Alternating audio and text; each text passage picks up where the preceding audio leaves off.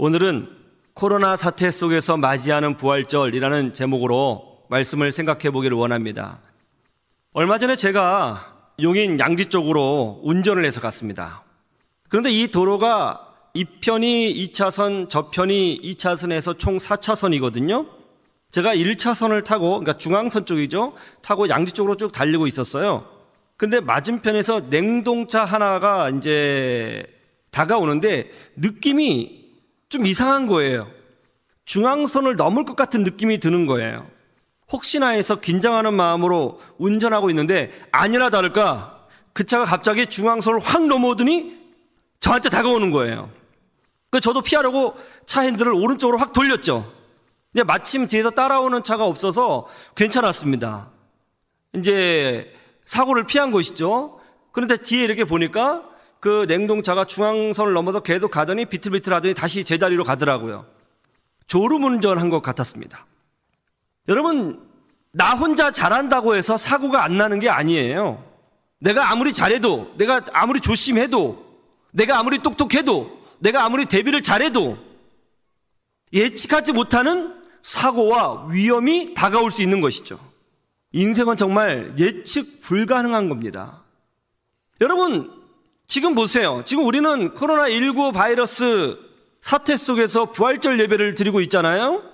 이 코로나 바이러스 때문에 전 세계가 한 나라도 아니고 두 나라도 아니고 전 세계가 정지했어요.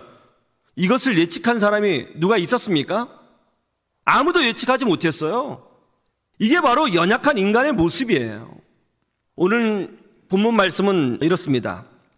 예수님을 따르던 제자 중에 아주 신실한 제자 2명이 있었습니다. 이 사람들은 12제자는 아니었는데 예수님을 따라다니면서 예수님을 섬기고 예수님의 말씀을 즐거워하던 그런 제자들이었어요. 그런데 예수님이 십자가에 못 박혀 죽으시자 너무나도 실망해서 고향인 엠마오로 내려가고 있었습니다. 그들은 모든 것이 끝났다고 생각했어요. 자신들이 기대했던 메시아, 자신들이 사랑했던 메시아, 영적인 리더, 온 세계의 구세주라고 생각했던 예수님이 너무나도 허무하게 십자가에 못 박혀 죽으신 것을 보고 크게 실망하여 고향으로 내려가고 있었어요. 그런데 그때 부활하신 예수님이 그 실망에서 고향으로 내려가는 그 2 제자를 따라가셨습니다.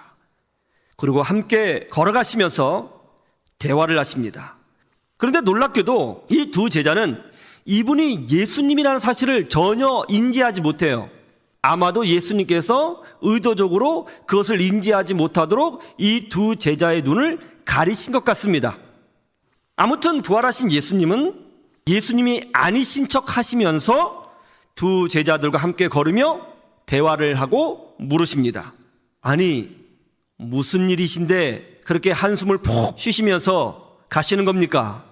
그러자 제자들이 아니, 아직도 모르십니까? 우리가 메시아라고 확신했던 그 예수님이 십자가에 못 박혀 죽으셨습니다.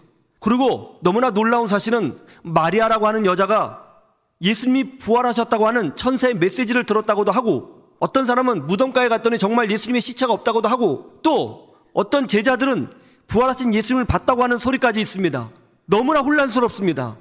이 짧은 시간에 일어난 일이 어떻게 우리가 받아들여야 될지 모르겠습니다. 그때 이제 예수님께서 놀랍게도 그 자리에서 성경을 설명해 주십니다. 그러면서 예수님께서 구약 성경에 약속되어 있는 영적인 비밀을 알려주시는데, 메시아는 이 땅에 오셔서 고난을 받으신 후에 부활하셔서 영광을 얻게 되신다는 사실을 알려주신 거예요. 성경을 풀어줬어요. 성경을 설명해 줬습니다. 그러자 이 2 사람의 가슴이 뜨거워졌죠. 은혜가 임했죠. 그러자 그때 그들의 눈이 밝아져서 지금 성경을 설명해 주신 이분이 부활하신 예수님이라는 사실을 보게 된 거예요. 엠마오로 가던 제자들은 발길을 멈추고 다시 예루살렘으로 돌아가서 다른 제자들과 만나 자기가 경험한 은혜를 나누었다 하는 것이 오늘 본문의 내용입니다. 그런데 우리는 여기서 아주 이상한 것을 발견합니다. 지금 2 제자들은 예수님이 부활하셨다는 사실을 소문으로는 들었지만 믿지 못하고 혼란스러워하고 있습니다. 그러면 부활하신 예수님께서 이 혼란스러워하는 제자들에게 확신을 주기 위해서는 부활하신 본인의 모습을 짠 하고 보여주면 됩니다. 그런데 놀랍게도 우리 예수님은 그렇게 하지 아니하셨습니다. 오히려 자신의 모습을 감추시고 자신의 모습을 보여주신 것이 아니라 뜻밖에도 성경을 설명해 주고 계십니다. 성경을 설명해서 예수님이 고난을 받고 부활하셔야 한다는 사실을 알려주고 계세요. 왜 혼란스러워하고 낙심하고 절망하고 힘들어하는 제자들에게 부활하신 당신의 모습을 직접 보여주시면 될 텐데 그렇게 하지 아니하시고 성경을 설명해 주신 것일까요? 몇 가지 그 이유를 오늘 말씀을 통해서 우리가 배우기를 원합니다. 첫째로는 한번 따라해 보세요. 약속을 성취하시는 하나님. 오늘 25절에서 27절까지의 말씀을 보겠습니다. 25절에서 27절까지 예수님은 부활하신 주님의 모습을 보여주시기 전에 성경을 설명하고 계십니다. 그런데 여기서 예수님이 제자들에게 아주 중요한 포인트를 말씀하고 계시죠. 성경을 설명하시면서 어떤 핵심을 말씀하고 계십니다. 그게 뭐죠? 예수님의 부활 사건은 즉흥적으로 이루어진 사건이 아니라 하나님께서 약속하신 말씀에 근거하여 이루어진 사건이라는 겁니다. 출애굽기 2장 24절에서 25절에 보면 이런 구절이 있습니다. 하나님이 그들의 고통 소리를 들으시고 하나님이 아브라함과 이삭과 야곱에게 세운 그의 언약을 기억하사 하나님이 이스라엘 자손을 돌보셨고 하나님이 그들을 기억하셨더라. 이스라엘 백성이 이집트에서 노예로 살고 있었습니다. 얼마나 힘이 들었는지 눈물을 흘리며 하나님께 살려달라고 간구했습니다. 힘든 고역, 죽음, 가난, 배고픔, 절망. 그들은 이 모든 고통으로부터 구원해달라고 하나님께 눈물로 기도를 했어요.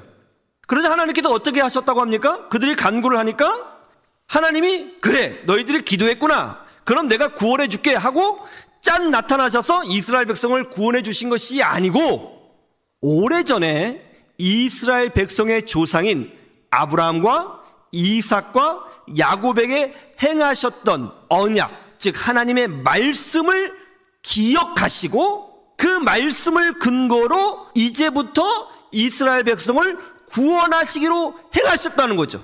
이거 이상하지 않아요? 지금 이스라엘 백성이 고난 중에 있어요. 기도하고 있습니다. 그러면 전능하신 하나님이시니까 바로 구원해 주시면 됩니다. 그런데 하나님은 그렇게 하지 아니하시고 성경 말씀을 근거로 하나님의 약속을 근거로 백성을 구원하시겠다고 방향을 정하셨다는 거예요. 예수님의 부활은 역사적으로 실제적으로 일어난 사건입니다. 그냥 예수님께서 부활하신 실체를 제자들에게 짠 하고 보여주면 누구나도 쉽게 예수님의 부활을 믿을 수 있을 겁니다. 그게 제일 쉬운 방법이죠. 그런데 예수님은 그렇게 하지 아니하시고 성경을 설명해 주셨습니다.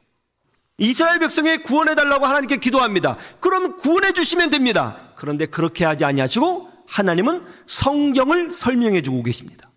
왜 하나님께서는 어떤 일을 행하실 때에 직접적으로 액션을 취하지 아니하시고 직접적으로 그의 백성을 구하지 아니하시고 먼저 성경을 설명해 주시는 걸까요? 그 이유는 이것입니다.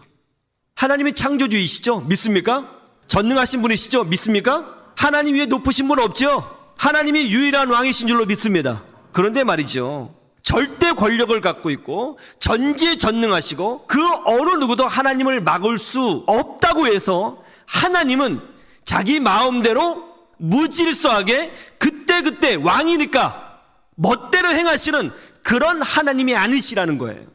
하나님에게는 원칙이 있고 그리고 약속하신 것을 따라서 하나님께서 말씀하신 것을 따라서 그것을 이루시고 그 법칙대로 일하시며 그것을 원리로 삼아 그의 백성을 구원하신다는 것입니다. 이것을 통해서 하나님은 우리에게 보여주고 싶으신 것이 있습니다. 그게 뭐죠? 하나님은 모든 권력을 가지고 있지만 그 권력을 무질서하게 사용하시는 것이 아니라 약속의 말씀에 근거하여 신실하게 약속을 지켜가시면서 그의 백성을 구원하신다는 것입니다. 예수님의 부활 사건은 바로 그 신실하신 하나님의 약속을 근거로 실제로 일어난 사건인 겁니다. 위대한 사건이죠. 우리는 이걸 통해서 하나님께서는 약속을 지켜내시는 하나님이시라는 것을 알 수 있어야 되는 것입니다. 왜 우리가 성경을 잘 알아야 되는 것입니까? 왜 우리가 하나님 말씀에 집중해야 되는 것이죠? 성경이 인문학적으로 탁월하기 때문에? 교회 다니니까, 그리스도인이니까 성경을 아는 것이 의무니까? 그렇지 않습니다. 하나님은 내가 기도한다고 해서 들어주시는 것이 아니고 성경 말씀의 약속을 근거로 해서 응답하시기 때문에 그런 것입니다. 그래서 우리는 주의 약속이 무엇인지 알아야 되는 것입니다. 하나님은 모든 인류가 오직 예수 그리스도의 십자가의 죽으심과 부활 사건을 통해서만이 구원받도록 약속하신 것입니다. 예수님은 우리의 죄값을 해결하시기 위하여 십자가에서 죽으셨죠. 아담과 하와뿐만이 아니라 앞으로 태어날 모든 인류는 하나님의 약속대로 오직 예수님을 통해서만이 죄사함의 은총을 경험할 수 있는 겁니다. 그리고 예수님이 바로 그 생명의 주님이시라는 것을 확증하기 위하여 하나님은 우리에게 예수 부활을 보여주신 것입니다. 그런데 이 모든 것이 즉흥적으로 일어난 사건이 아니라 뭐라고요? 하나님의 약속의 말씀을 통해 이루어진 위대한 사건이라는 것입니다. 우리가 인생을 살면서 고난받을 수 있습니다. 예측하지 못하는 사고를, 위기를, 아픔을 당할 수 있습니다. 그러나 우리가 하나님과 그의 약속의 말씀을 강력하게 믿으면 하나님께서는 우리에게 약속하신 수많은 그 말씀들을 이루어내시고 또 부활 승리를 경험하도록 축복해 주시는 줄로 믿습니다. 아이들이 어렸을 때에 가끔 마트에 함께 갈 때가 있었습니다. 딸아이가 장난감 뽑기를 매우 좋아해서 마트만 가면 꼭 그 뽑기를 뽑아달라고 조르곤 했습니다. 그러면 제가 아빠가 지금 계산하고 있으니까 조금만 기다려. 계산 끝나고 그 뽑기 뽑아줄게 하고 이제 아이를 말려요. 하루는 그렇게 말리고 이제 계산대에서 계산을 하는데 제 느낌으로는 한 1초, 2초? 그런 느낌인데 애가 없어진 거예요. 이 근처에 있을래나? 했더니 애가 없어졌어요. 마음이 좀 철렁하더라고요. 그 이름을 불렀죠. 아무개야! 아무개야! 야, 불렀는데 대답이 없는 거예요. 금방 찾을 줄 알았던 아이가 보이지 않았어요. 가슴이 철렁했어요. 막 돌아다녔습니다. 다시 매장 안에도 들어가 보고 막 돌아다녀 봤어요. 혹시나 해서 지하 주차장에 내려갔더니 지하 주차장에 있는 뽑기 코너 앞에서 그걸 보고 있더라고요. 얼마나 화가 나는지 화가 너무 많이 났어요. 막 혼을 냈습니다. 다음에 또 마트에 갔습니다. 똑같이 얘기했어요. 끝나고 같이 갈 거야. 기다려. 그랬더니 이번에는 아이가 제 옷을 꼭 잡고 있습니다. 가만히 기다리더라고요. 그 모습을 보니까 정말 이쁘더라고요. 아빠 말을 믿어주고 인내하고 기다리는 모습이 참 대견했습니다. 하나님은 약속의 말씀을 믿고 기다리고 인내하는 주의 백성들을 대견하게 여겨주십니다. 여러분 절대로 낙심하지 마십시오. 하나님을 온 마음으로 섬기시고 또 끝까지 기도하고 약속의 말씀을 붙잡으시기를 주님의 이름으로 축원합니다. 그러면 하나님께서 이루어 주시는 줄로 믿습니다.